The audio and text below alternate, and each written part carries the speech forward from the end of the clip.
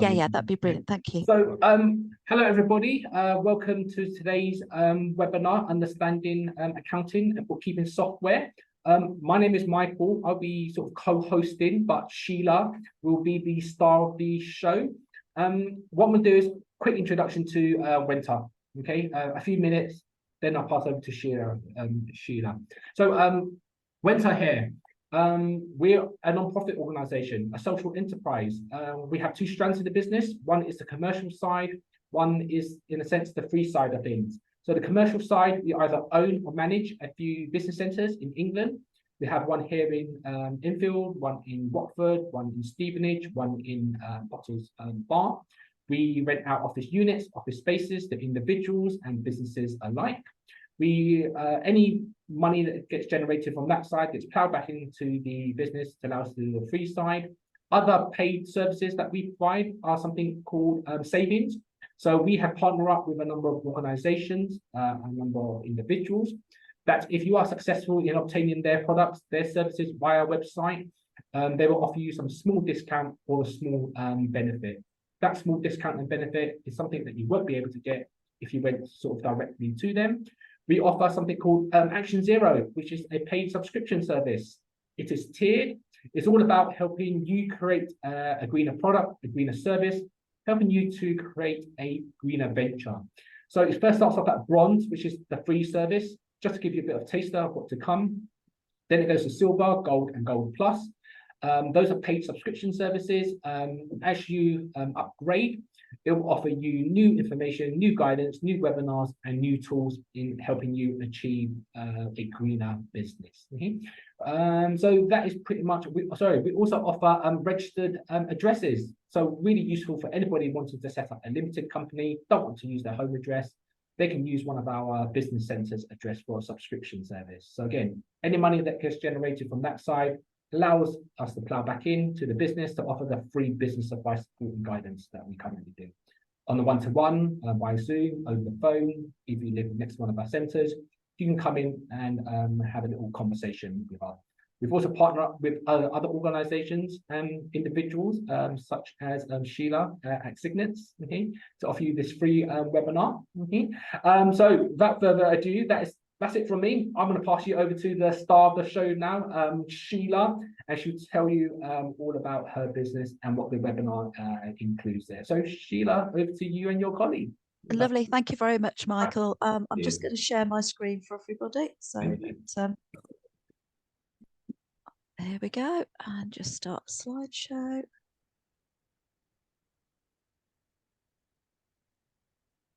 I'm beginning. So hopefully we can all see that. That's brilliant. Yeah, good morning, everybody. It's a beautiful day. We're here in the Midlands, not far from right in the centre of the country, not far from Northampton-y sort of way. So I'm going to do a little bit of an introduction. We're going to be talking about bookkeeping software today. What is it? Why do you need it? And what it actually looks like. So a little bit of housekeeping. So if you want to put your phones on silent, put your email alerts on hold, that sort of thing. A colleague, Sim, who runs the Cygnet program, is running the chat today. So no hands up or questions and answers, everything in the chat, please. And Sim will monitor that throughout the webinar. So who are we? So as Michael said, I'm Sheila of Cygnets and Swan Systems. So we started doing bookkeeping and payroll back in 2002. And we've had so many new businesses or people in their first year coming up to us going, oh, we should have known that at the beginning. I would have done things slightly differently. So that's where Cygnets has come from. And Sim is one of my experienced bookkeepers and runs our Cygnet program. So today we're going to look at, we'll let you know a bit about the Cygnets, look at the bookkeeping software, what it is, why we use it, looking at this Making Tax Digital that you might have heard of. And you've got some examples of the bookkeeping software as we go through and some next steps. And just something for you is that for attending, as Michael said, with Wenta, you get some freebies. And for us, you get a free 30-minute review of your business by attending the webinar now. So if you want to pop your details in the chat, which is your name and your email address and a phone number, then Sim will get hold of you at the end and book in your free half-an-hour helpful review or questions that you have. So as I've said, Cygnets is here to support you starting on your new exciting business venture. Every huge company started with somebody's idea at the beginning. So it's a question of we make sure that you've got the stepping stones, the foundations, and work with Wenta to make sure that you've got all the information that you need. So it's a modular program, and you can do it as quickly or as slowly as you want to go through it. And the most important thing is it does include your bookkeeping software that we're going to look at today is included in your Cygnet program. So I've got 3 questions for you to put answers in the chat. So this is a 1 out of 10 sort of thing. How many businesses do you think fail in the first year because they don't know about the money? So if you want to put a 1 to 10 in the chat there, we've got a very sophisticated way of letting me know what your answers are, of having post-it notes that come backwards and forwards. So it saves us having to mute and unmute and everything, because we're basically sat next to each other in the same office. So I've got 8 out of 10 and 7 out of 10, and your actual answer is 9 out of 10. So if you think about it, then that's why you're here at Wenta, to make sure that you are one of those businesses that survive. So this is why looking at the money and everything is so important. And if it's really not your bag, then find somebody else to help you do it, because it is, as I've said, so very important to do. So this is a percentage for the next 2 questions. So a percentage of businesses that have good or excellent bookkeeping survive that first year. So if you think that this is only 1 out of 10, now we're now thinking of those, if they really know their numbers and do their books, how many survive. But you've got to remember that businesses might not survive for various reasons, not just monetary reasons. It might be that the product is just too expensive, or people perceive it as being too cheap, or it's just that, you know, it's taking up so much time that people haven't, the business owner hasn't appreciated how much time it's taking up, and it's just not feasible to do. There's all sorts of reasons why people actually give up in business, and some people do it and then find that actually working for themselves is not their thing. So I've got a 60% from somebody, and they get the gold star of the day because it's 63. So last question: if you do nothing, if you just have a bag or a drawer or a box under your desk and you throw all of your piddly bits of paper, anything to do with finances, maybe not even open the envelopes, if you're still getting stuff by post, not open the emails from your banks or suppliers and things, if you do nothing, what's your likelihood of actually surviving in business? So if we can pop that in the chat, if people have got some ideas, then this just shows, because we have had some people, somebody actually threw a black bag over one of my bookkeeper's gates a few years ago because he'd managed to find a drawer in the back of the warehouse with all piddly bits of paper in. So it does happen. So yeah, so I've got a 0 and a 3%, and it's 2.5%. So I think we must have some people on the call that have been before. So so thank you for that. So let's have a look. So when you're starting out, I'm sure you've been asked this by your Wenta coaches. How do you know if you're going to be successful? How do you plan to be successful?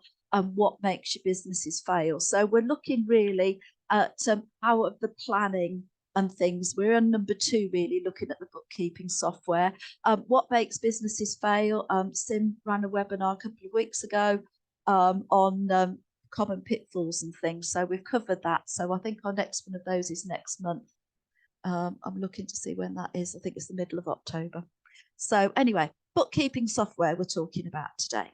So what is it? What does it do? So these are words that you might not have come across and everything else. So this is on accounts receivable is money coming into you. So that's things you've sold to your customers, whether you've invoiced them or whether you've got a product that pays straight away. That's accounts receivable, money you're receiving the money. Then we've got accounts payable. So that's what you owe to people, so suppliers. Overheads we're going to look at, and something like a journal. It's not a diary. This is a financial journal. Look at management reports, which some people get very scared over because banks and things start asking for those, and have a little bit of look about how does it cover for payrolls as well. So who are the main players at this moment in time? So at this moment in time, we have got Sage, Xero, and QuickBooks. So until about 5 or 6 years ago, none of these really advertised on mainstream television. You'll probably find that you've never noticed the adverts, and after this webinar today, you'll be seeing them all over the place because you just hadn't noticed them before. Sage really started in the market in the early 90s and then took over the world. Xero has come from New Zealand probably over 10 years ago now, and now there are more Xero users in the UK than Sage users. So Xero is taking Sage's crown. QuickBooks has come originally from America and has been sort of floating in the background for about the last 15 years or more. So, so those are the three main players. So it's a question of how do you know which one works for you? How do you even know which one to actually do? All of them now are on a subscription module so that you literally just pay every month and you dial in online and access your software. Your older versions of Sage are still sat on people's PCs and laptops, but QuickBooks now is totally online, and Xero has always been online. It was built for a mobile platform.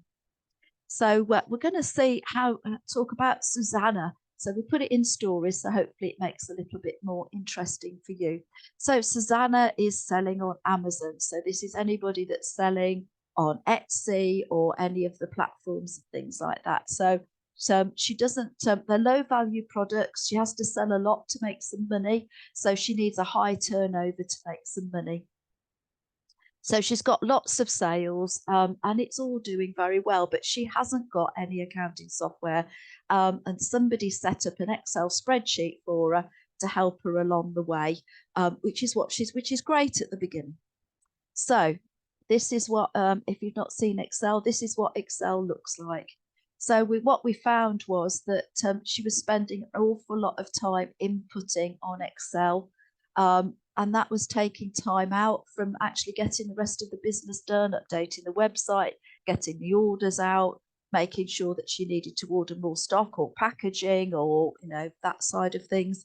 And it was taking ages for her to do all the spreadsheets that she needed to do.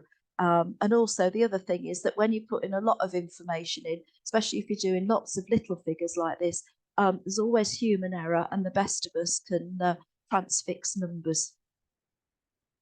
So what do you think? How could she have avoided sort of like this business was suffering because she got all these things to put in Excel and she couldn't expand and look into other things and she couldn't optimize what she was doing? So I don't know if anybody wants to put anything in the chat of maybe what you think that Susanna could have done or put in place to have made her life a bit easier. So I'll give you a couple of seconds just to put some answers in. Yeah, so I've got somebody of hiring a bookkeeper, so that's a good idea. Yeah, it's especially if it's not your thing, then actually having somebody to do your books for you to know it's done right. A lot of people think that actually having a bookkeeper seems to be an expensive option, but you have to work out how much your own hourly rate is and how long it takes you to do your accounts. And then sometimes a bookkeeper will do it in maybe a quarter of the time you will do it in. Because they know what they're doing and they can do it much quicker. So it's a question of that sometimes it's actually you will save money by doing that sort of thing. So I've got bookkeeping software and an online package. So that's what we're talking about today. So Excel is a wonderful, I am not saying Excel is rubbish. Excel is brilliant for looking at reporting and things, but it is not the tool to use for doing your accounts. It's prone to errors because you've got to put in everything manually. It won't detect if you've already put something in. So if it's a duplicate, it won't pick it up. It's very time consuming and it slows you down. The other thing is that we'll talk about the tax digital, but for anything to do with that, then you've got to have it in a program that HMRC are happy with. When you have that, then you can have Excel, but then you've got to get what's called a bridging software to actually change the Excel into the correct format to send it to HMRC.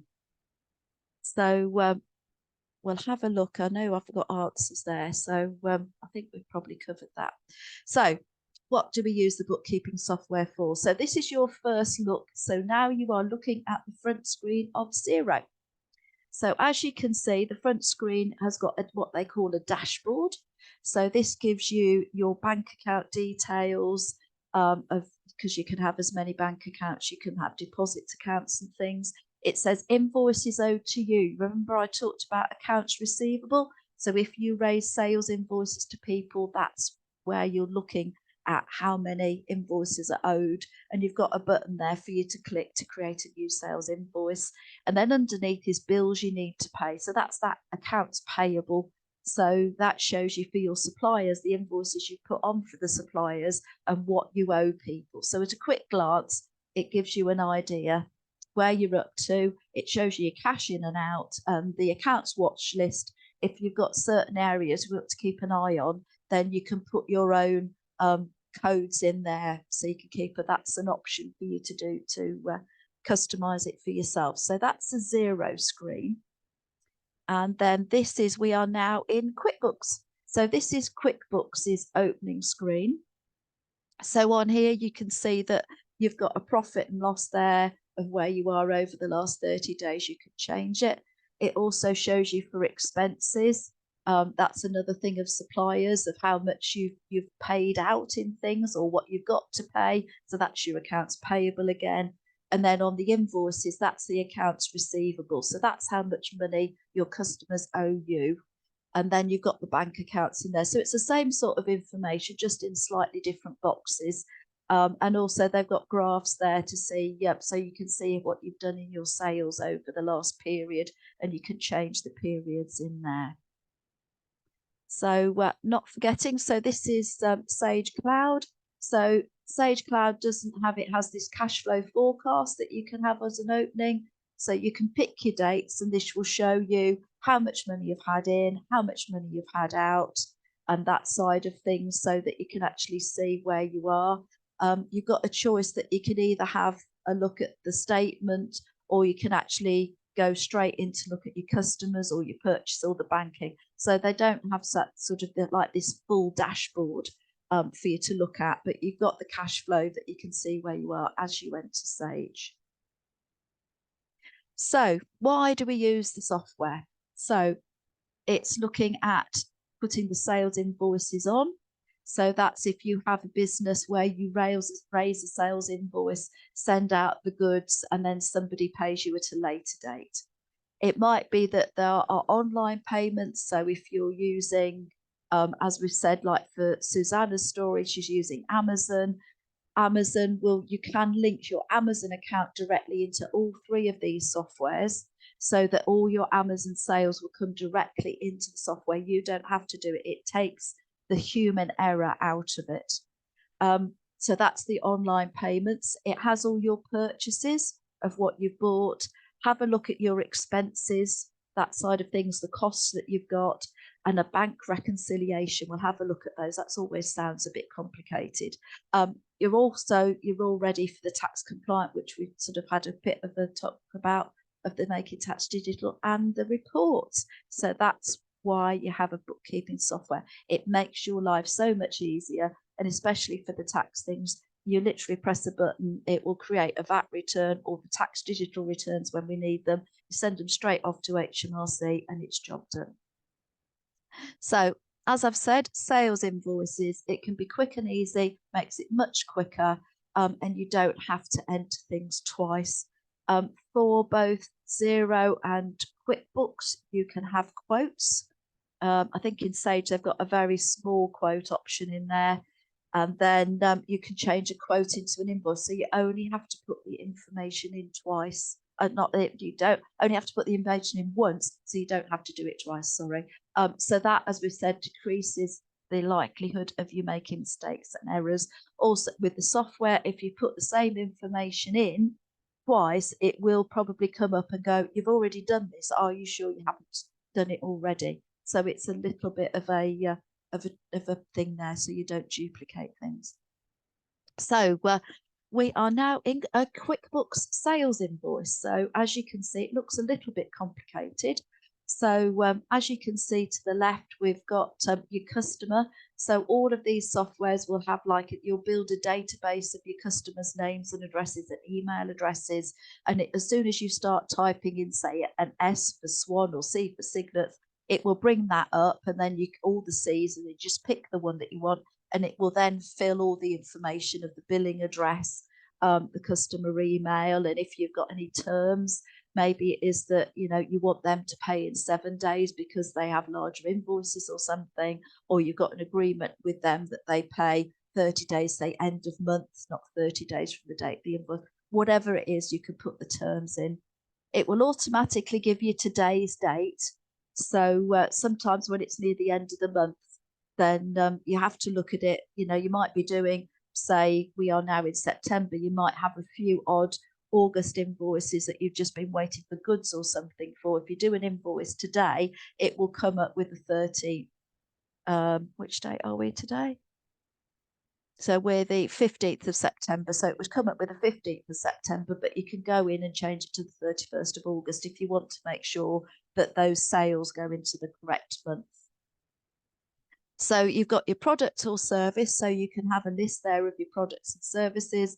That will come up with a description. Then you say how many your customers buying, and it tells you the rate. So it might be that you'll put, you know, whatever you're selling is, say, £15. So if people having 10, so it would be 10 at £15, and the amount would be £150. And then if you're VAT registered, the VAT would be put on top.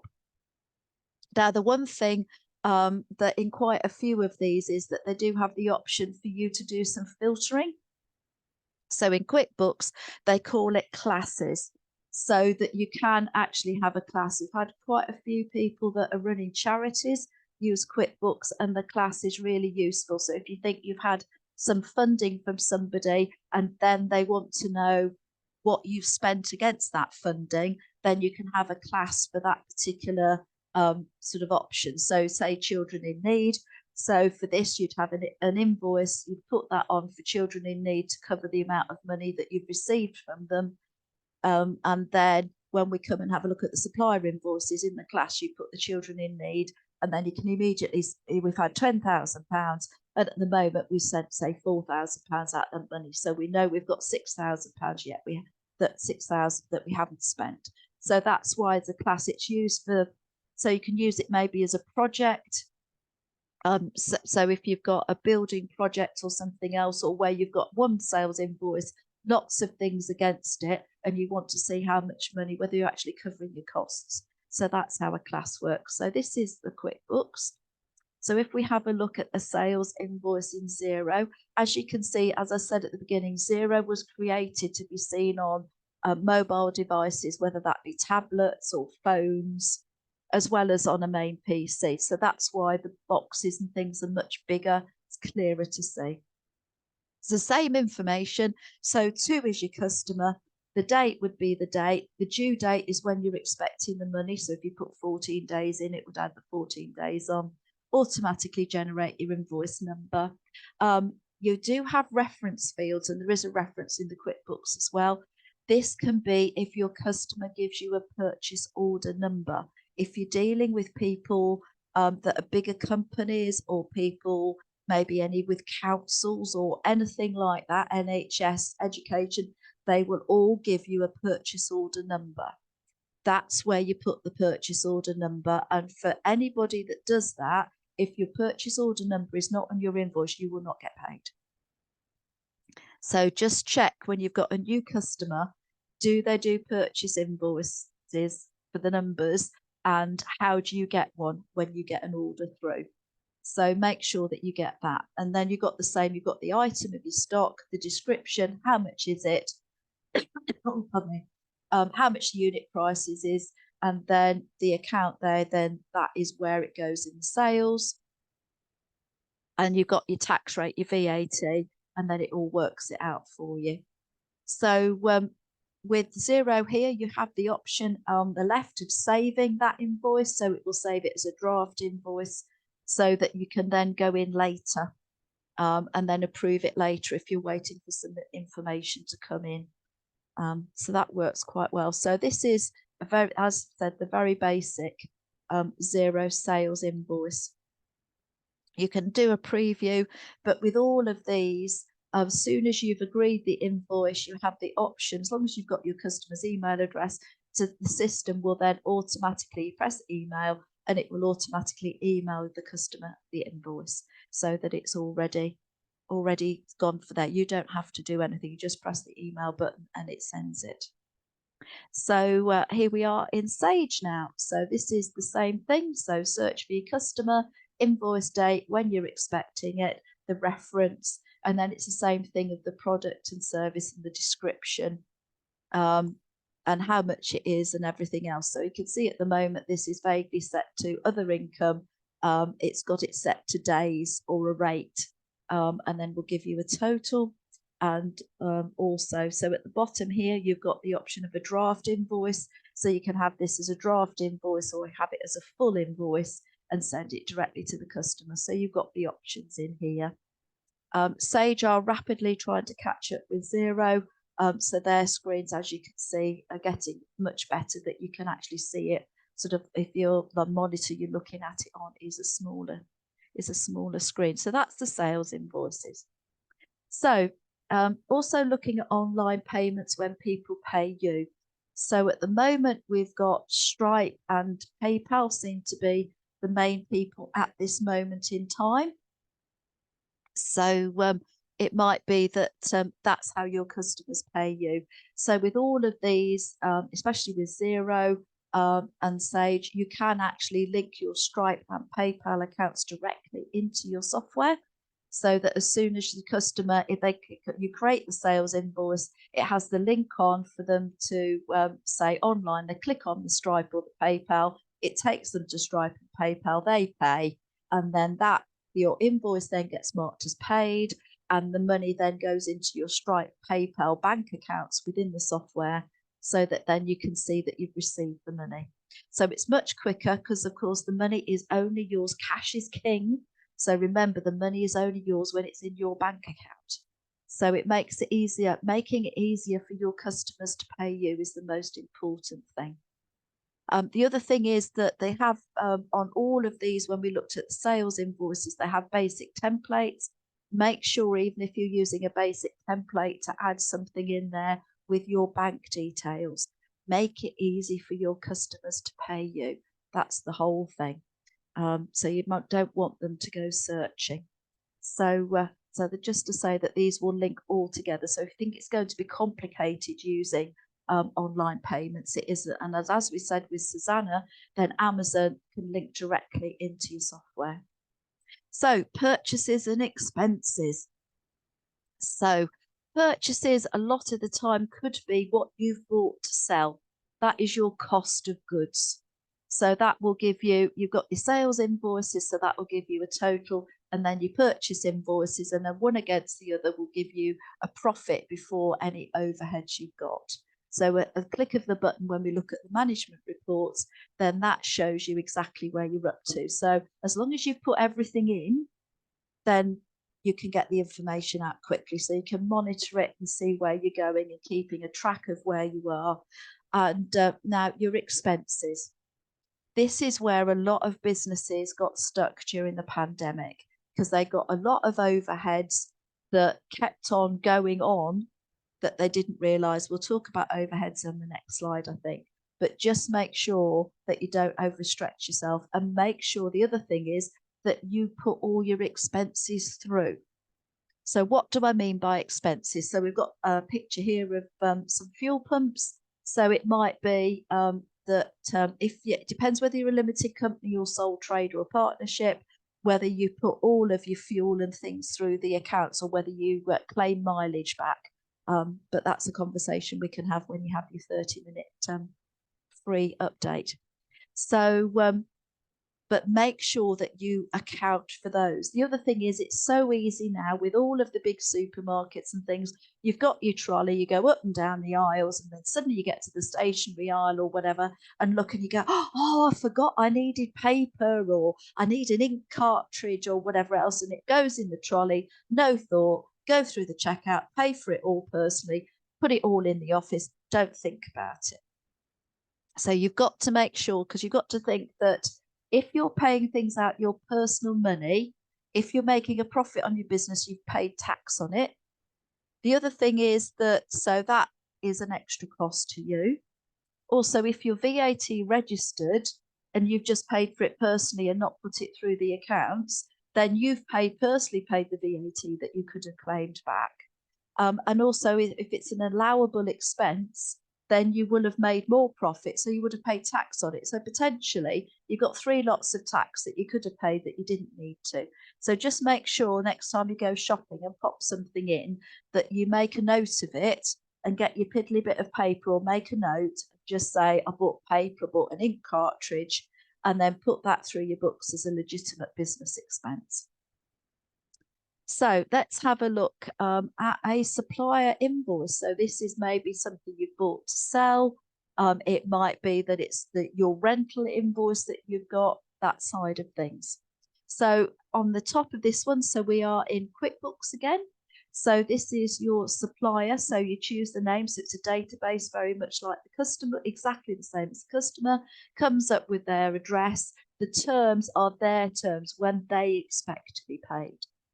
And then the bill date, it's not the date you're putting it on, it's the date that's on the piece of paper in front of you, or the email that they've sent you with the invoice on. So it's their date, not your date. And then it will tell you when they're expected to pay. And then the bill number is their invoice number. So you put their invoice number in there.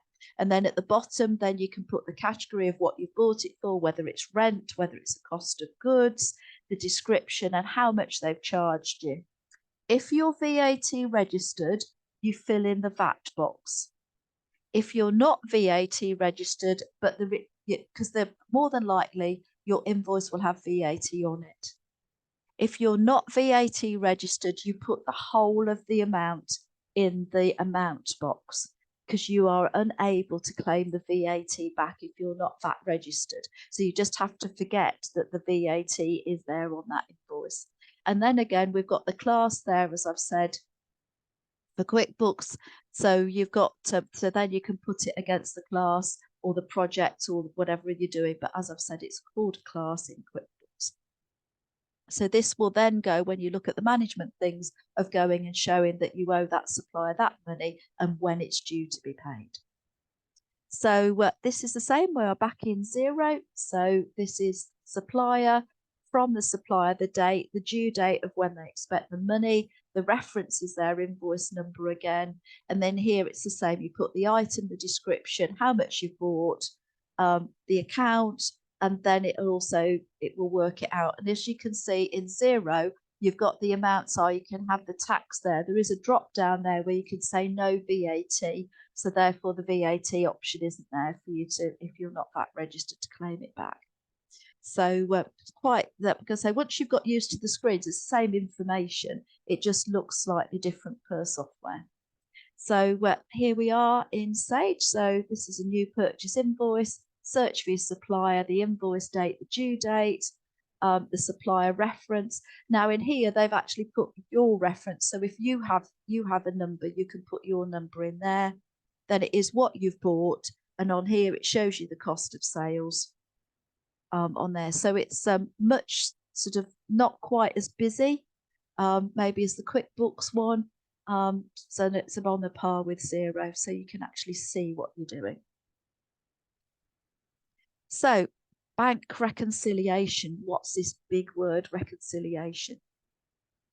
This is just where you have your bank account, you look at it and say, this is the opening balance. In my accounts, it says I have £5,000 in my bank, and my bank statement or your online that you look at on your phone will say that you have £5,000 in there, and then you know that your bank is correct. And then which we'll have a look at how we deal with it. But to reconcile it, you then allocate all the things that have gone through your bank on the account to say, yes, I've got that one, that one, that one. And at the end of it, it might be that you've got £6,000 in your bank account, and then you do your bank reconciliation and that says 6,000, and then that is correct. When you go to an accountant, or if HMRC come knocking, that the first place they look at is your bank reconciliation. They will take it 100% that your bank of whoever you're banking with will be correct. So you have to match your accounts to match the bank statement. So this is why reconciling the bank account is really useful. And also the same thing is that you do the bank reconciliation on here. You can do credit cards the same. And even for your personal credit cards, always check that what you've paid out is what you expect to have paid out. Because there's so many scammers out there, and they'll get hold of your details and they'll only take a small amount of money. They'll do that a couple of times and they think they've got away with it, and then suddenly you get a whack of a lot of money going through. So just make sure. There's so many people I know that just, oh, the credit card is approximately what I was expecting, and they just pay it and they don't cross-reference it. It's so important, especially now. So we are in QuickBooks Bank. So as we can see at the top here, QuickBooks is linked to the bank accounts direct, which is why it's now saying there is a balance in the main bank account, which is the bank account, and a balance in QuickBooks. And there are some items that have come from the bank that need allocating, so need reconciling off. So as you can see here, we've got dates, we've got descriptions. This has all come directly from the bank account. This has not been put in manually. So if we have a look at the top one, this is where money has been paid in, but QuickBooks can't see where it is. So on here, you've got the option to add, so that you can go into add and look and see which customer has paid you, and then you can allocate those invoices together. The next one down, QuickBooks has found an invoice from a Jordan Burgess with the same amount of money, so it thinks it's right. I always just check before you just hit match, especially when you're starting. Make sure that that is the right invoice, especially if you're invoicing the same amount of money to lots of different people. Make sure it's the right person you're allocating the money to. So you would click match and then they disappear and they'd be reconciled. And then also it's found a match for the £1,800.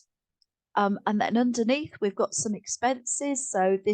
So QuickBooks recognise that this is a minus, that you've spent money. So it's so at the moment it's an uncategorised expense. So you can add it and then add the airfare into your travel, and the hotel into accommodation, and parking into motor, and your restaurant into either meals or subsistence. Subsistence is keeping you going.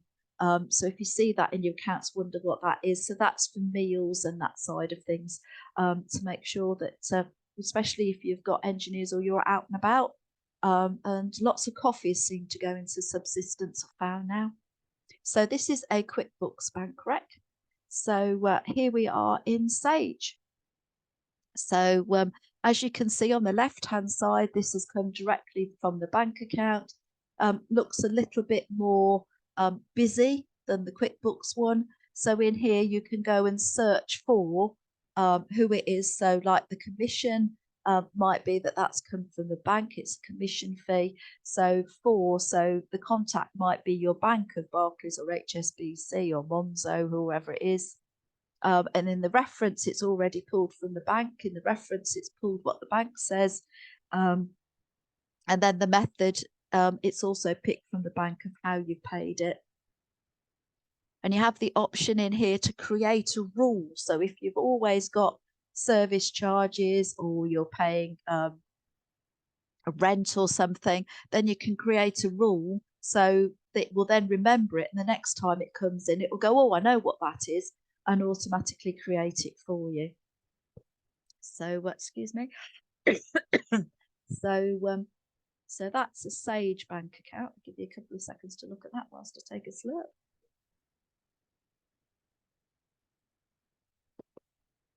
So let's have a look at a zero. Right, so zero, I haven't got so many on the screen because, as I've said, it was made to, it's much easier to see. So again, on the left-hand side is what has come in from the bank account. On here, we've got a fast payment, so a debit card payment. So on here, you can create it to whoever you've paid, or you can do a match, which is like add. I'm going to say different words mean different things in different softwares. So in Xero, if you do match, then you can go and search for the supplier that maybe you've paid.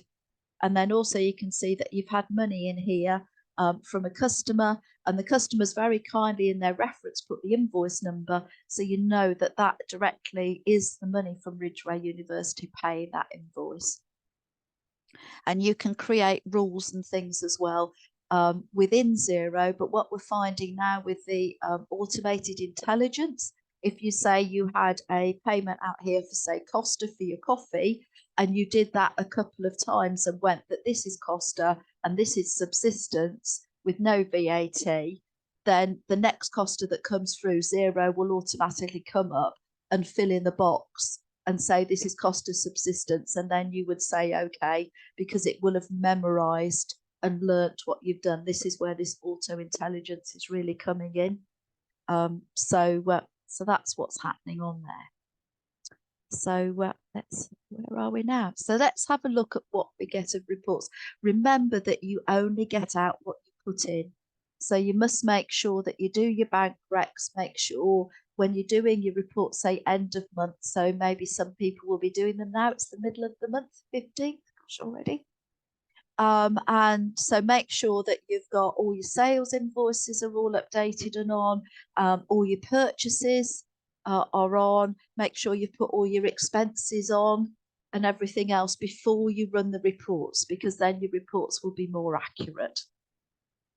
So you've got a profit and loss. So as I've said, that will show you what you've sold, what you've bought, and give you an idea, and all your overheads. That will show you where you are.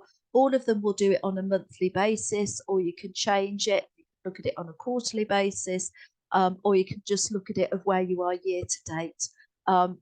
It doesn't have any impact on anything. You can look at these at any time. So that's a profit and loss. Now your profit and loss at the end of every financial year goes to zero, and you start again. And your profit, hopefully profit, will then go into what's called a balance sheet.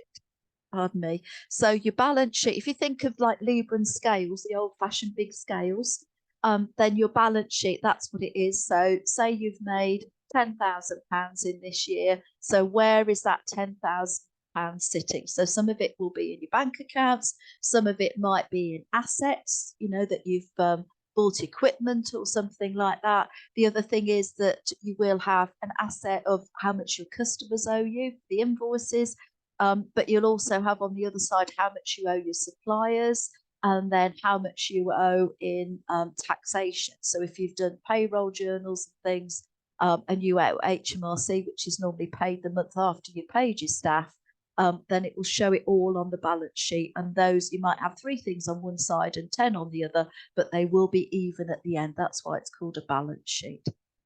It's easy to look at your accounts receivable, so how much your customers owe you. Easy to look at the reports for that to see who owes you and who is over there. A lot is 30 days or 14 days, whatever you've got, so that you know who to do your debt chasing for. It's also quite good because you can see revenue by customer.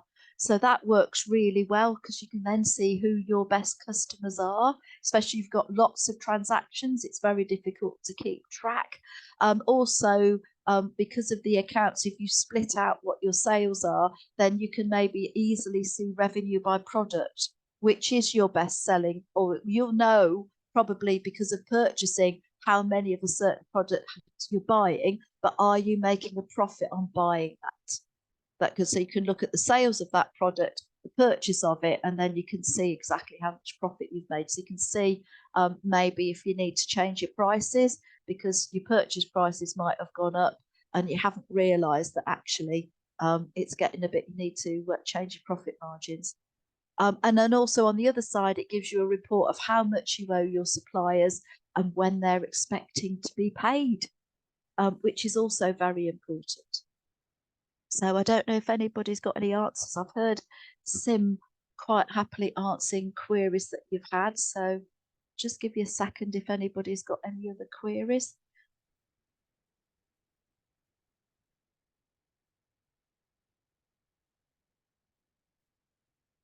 Okay.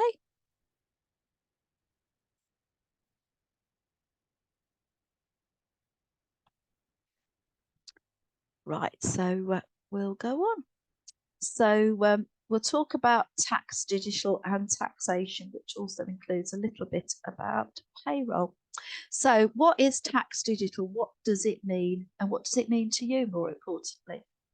So HMRC have decided probably over 10 years ago now, that they were missing out on getting over 16 billion pounds worth of taxation, and they allocated that, somebody in the Treasury, to it was coming from small businesses not doing things properly, and they were missing out on the tax. And they also realised that there's a lot of people who are landlords and rent out properties who don't actually notify HMRC that they're doing so. So this is where this tax digital has come from. So the initial part of tax digital has now been done for anybody that is VAT registered. You have to do a tax digital return now for your VAT and be registered for it. So a lot of people think that tax digital is only if you're VAT registered. This is the first bit. It was meant to come in pre-COVID, and now we're up to 2026, I think, or yeah, 26 for tax digital. They keep putting it back because HMRC aren't ready. So what does it mean and why do we need to do it? So as I've said, the VAT one is done, dusted, and all working as we speak. So that's the VAT one. So for income, as I've said, if you're a landlord or know somebody that's a landlord, when it comes in, any landlord, whether you've made money on your property or whether you've not even received a penny in rent, will have to do a quarterly return. There we go, April 26th, a quarterly return on tax digital regarding that property. If you are self-employed, then it is any income above £10,000 will have to do a quarterly tax digital return to HMRC. So all the softwares we've looked at are all set ready for the tax digital. All you'll do is need to create what's called a government gateway, where you create a gateway, log into HMRC via the software, and then it will send the information as applicable to HMRC. So this is coming. So it's just though, you know, if, as I've said, if you've got Excel, you would need a bridging software to make it compliant and send to HMRC in the format that they are creating. HMRC are not creating software to do this.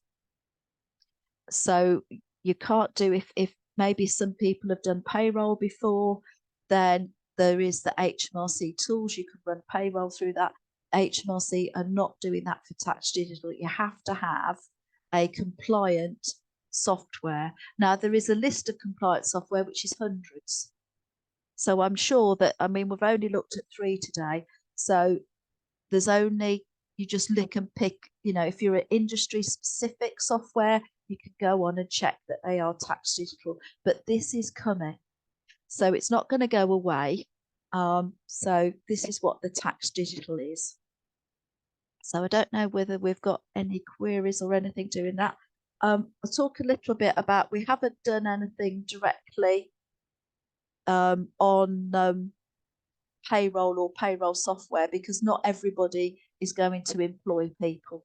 But whoever's asked that question, then we could look at that on your 30 minutes free thing. We can show you what payroll software looks for. The payroll software, you have a different gateway for entering payroll information directly to HMRC. So you have to register as an employer to do any payroll, and the payroll software will process your employees' data for you. it'll work out the salaries, or if you've got hourly payments, work out how much PAYE and NI need to be paid, and also for your company pensions, the company pensions. Xero has got payroll already. You just pay an extra £5 a month to add payroll onto your Xero. I think it's about £5 a month for the QuickBooks payroll. Sage is a little bit more, I think, but you literally just pay an extra subscription. And where we've looked at the front screens of like the dashboards, then you'll have another little box at the top that says payroll. You click on that and run your payroll through that. If you don't want to do your payrolls yourself, then you can use companies to do a payroll bureau. We run a payroll bureau for about 30, 40 businesses. It might be that it's too scary to do that themselves. Or they'd rather have the payroll done by somebody else, so they haven't got one member of staff that knows how much everybody else is being paid. Get a bit sensitive. So let's have a look at good or bad of the bookkeeping software. So Xero, as you can see, it's easy to use, easy to read, and they've tried to take some of the jargon out of it. Whichever screen you're on, they've got video tutorials to tell you what to do if you're not sure, and they're always updating and improving. So slowly, as for bookkeepers, we're being automated of the tasks that we would do. It's automatically being done now. And they encourage other software providers to maybe make a specific, if you're in a specific industry and you need different things. But then counterpart of that, they encourage people to do that and do a link into Xero to make life easier. So Amazon is a bit like that. So they've enabled it easy for people that use Amazon to link directly into Xero. If you need support, you do an online support and send them a request. The only thing is they are based in New Zealand, so it can be, so if you think of timescales, it's not always an instant reply to if you've got queries. Also, if you make a mistake, you can click on it and just change it. It's very easy to, if you think you've made a mistake, to change it. I've said the reporting is very basic. They're working very hard on their reports, but you do have to sort of do filters and go in depth. So it's a bit more difficult to actually press on a button and just get something out. And a lot of the reports download directly into Excel for you to then play with. Somebody's using the questions and answers. Could you please put that in the chat? Because we can't monitor the chat and the question and answers. Thank you. And as I've said, the pricing, they're all about the same amount of money now. You can have 50 users for Xero, and there is, you pay their not quite top one, but their next one is for multi-currency. And you just pay for each company that you have on Xero. So Sage, or to update the logo on there. Sage is now cloud-based. It's still got the full accountancy packages if you need it. There's lots of reports in Sage because they've been going so long. They know the reports that you want. There's lots of reports in there for analysis. Sometimes Sage's wording is a bit more accountancy, so you're not quite sure. As I've said, the old Sage 50, the Sage 50 Cloud now is the pictures that I've shown you today, but the old Sage 50 and everything else, you need to actually, that still sits on the computer on your desk. It's not cloud-based. And some people do find the Sage things, it is more of an accountancy thing. They feel it's a bit too much. The pricing for Sage for just a single user, single company is about the same price as Xero and QuickBooks. But if you want extra users, then they charge you for extra users, and also they charge you for having multiple companies. So Sage can be, even though people have got Sage Cloud, it can be quite expensive. And they also, Sage have now gone the line that it's just online support. So even I've got clients that are paying, say, £150 a month for their Sage, and they've still only got online support, haven't actually got phone support, which they used to do.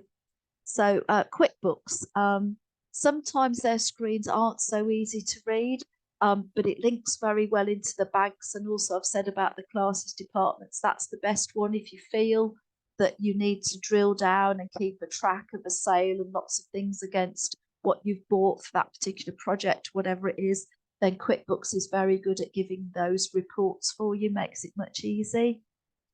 We find as bookkeepers that the bank rec that it doesn't always give you the right suggestions and things. It's quite easy to tick something and then realize that it wasn't the right person. And it's very difficult then to unpick it from a bookkeeping point of view. Payroll worked really well. The reports are really well, as I've said, in QuickBooks with the classes and things. And they do have a telephone support. You can ring and speak to a human being. And the prices are the same as well as everything else. And once the banks work quite well in QuickBooks, but if the links don't work, then it's sometimes quite difficult. So that's a bit of pros and cons. So what happens if you don't bother? Well, as I've said, you're going to have to do something when the tax digital comes in. But really, if the bookkeeping is not your thing, then you don't have access to reports. You spend longer doing the finances if you're doing things on Excel or the equivalent of, and also things take longer and you can't get your time back. So you have to work out what is your hourly rate and how much time do you spend actually doing your reports. And the other thing is that you won't comply with HMRC. And if you're VAT registered, you've got to have one of these softwares, bookkeeping software anyway. But if it's, like I say, if it's really not your thing, then you don't have to do it yourself. So as I've said, you can have an external bookkeeper. It means that you have your budget, your taxes done, everything is done. You get all the reports automatically sent to you. You meet everything to do with HMRC, gives you peace of mind, and you can do what you do best. So if really you find that the finances are not your thing, or they are your thing, but you're so busy doing other parts of the business, then maybe having an external bookkeeper to do it for you. We've had quite a few people that have gone, but I'm not sure. I think that you can do it. And then, we've done the books for them and they've gone, you can't have done the books already because it takes me a day to do that. You've done that in about 2 hours. And it's because we're not getting interrupted by phones or emails or thinking about something else, totally concentrating on that client, their business. And it's much quicker. So that is an option for you to have. It's not just a sales for us. It's just a question. That is an option if it is not your thing. As we said at the very beginning, if you don't do your money, then you just need to do it. So I don't know. I can see Stim still frantically typing away. I think her fingers are on fire. I think the last one we did together, we didn't have anybody ask questions, and today she's snowed under. So I won't say if anybody's got any questions because she's answering them anyway. So as I've said, the bookkeeping is you do what you're good at, which is running your own business. It's your baby, your answers. So that's the most important thing for you to do. So I think, I've nearly gone over time. So I hope you find that useful today. I know it might seem like a minefield and everything else. Just a reminder that this webinar has been recorded. So if you speak to Michael, he can send you a copy of the recording. And as I've said, if you put your details in the chat, you've got 30 minutes from us when you can have Sim all to herself, not when she's frantically typing in, so that we can help you on a one-to-one basis. Because the whole point of doing this is that we want you and your businesses to survive and to keep on going. So that's the most important thing. So as I've said, Cygnets is here for you, gives you the bookkeeping software for a year. And also you've got us in the background to make sure that you put the things in the right places, help you get the reports all set up and make sure that you know what you're doing and where you're up to. So also I'll put a little bit in here about Wenta. Depending on how things are, sometimes there are some business grants that they can give you. That sometimes depends where you are in the country, and maybe what business sector you're in. There are not quite as many grants out there as there used to be. Yeah, So yeah, Sheila. I'll hand on to Michael. Yeah, I'm sorry, Sheila. How about you done? Yeah, it's true. There's not much grants out there available. I'll stop sharing. Sheila, thank you, Sheila, and thank you, Sim, for your excellent presentation. As always, as Sheila has mentioned as well, if accountancy is really not your thing, if affordable, I strongly suggest you get a bookkeeper, an accountant as well there. That's what I always advise my clients and customers. So I can see during the chat, Sim has been frantically typing away there. Thank you, Sim and Sheila, once again. So yes, everybody, thank you for joining us. Thank you to Sheila. Thank you for Sim. Please check them out. If you have any questions, any queries, make use of that 30 minutes consultation there, and then take it from there. Just get the conversation started. All right. So sorry, Sim, Sheila, have the questions been answered? I think they have. What I'll do is I'll mute myself. I'll let Sim. All right, great. So that, Yeah, I've answered all the questions that have come through, but if anybody's got any further questions, we do need emails or contact details, because obviously with GDPR, you can't provide them to us. So if anybody does want us to contact them in the future, we will need either their phone number or their email to do the free 30 minutes. And nobody at the moment has put any details in. So if they're all happy, that's fine. But if they're not, if they can provide us with the details, then I will get in contact with them later today. Okay, great, fantastic. Okay, so you can check out the website as well. You will get a copy of the slides of the recording as well, everybody. So please jot down any contact details there. Okay. So I think some people are giving out some of their details now. Okay, so just give it a quick minute there. Okay. Yeah, so while everybody's giving out them emails and Sheila and Sim are jotting them down, and thank you once again for joining us. Please make use of our other webinars, of our other free services, and get in touch with Sheila and Sim. So yeah, as I've said, we've got our next webinar about common pitfalls when you're starting your business is the 4th of October. So if people want to put that in their diaries, then that's the other webinar that we do for Wenta. So I think I'll see whether I get a thumbs up from Sim that she's got everything. Oh no, she's still typing. Yeah, that's brilliant. Lovely. Thank you, everyone, and have a lovely Friday. It's Friday afternoon already. Absolutely. Cheers, everybody. Okay, thank you. Bye-bye, everybody. Bye. Bye.